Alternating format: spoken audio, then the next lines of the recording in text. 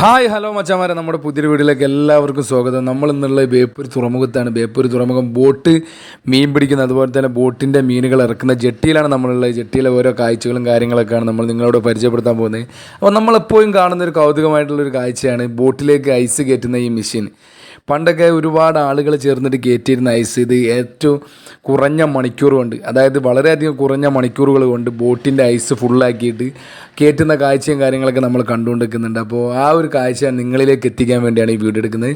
ഈ മെഷീനറി വരുന്നതിൻ്റെ മുമ്പായിട്ട് ഏകദേശം ബോട്ടിൽ കയറുന്ന ആളുകൾ 5 മണിക്കൂർ അല്ലെങ്കിൽ 4 മണിക്കൂർ വളരെയധികം റിസ്ക് എടുത്തിട്ടാണ് ഒരു ബോട്ടിൻ്റെ സെല്ല് മൊത്തമായിട്ട് ഐസ് നിറക്കുന്നത്. ഒരുപാട് ഐസുകൾ തോളിലേറ്റി കൊണ്ടുവന്നിട്ട് അതിന് ഇട്ടിട്ട് അത് നിറക്കുന്ന കാഴ്ചയും കാര്യങ്ങളൊക്കെ നമ്മൾ കണ്ടിട്ടുള്ളത്. ഇപ്പോൾ അങ്ങനെയല്ല. ഇപ്പോൾ ഏകദേശം വെറും മണിക്കൂറോ അരമണിക്കൂറോ ഒരു മണിക്കൂറിനുള്ളിൽ തന്നെ ബോട്ടിൻ്റെ ഐസ് സ്റ്റോറേജ് ഫുള്ളാക്കാൻ പറ്റുന്ന കെൽപ്പുള്ള ഒരു മെഷീനാണ് ഈ കാണുന്നത്. അപ്പോൾ എത്രയോ ആളുകളെ ജോലി എളുപ്പമാക്കാൻ വേണ്ടി ഉപയോഗിക്കുന്ന ഒരു സാധനമാണിത്.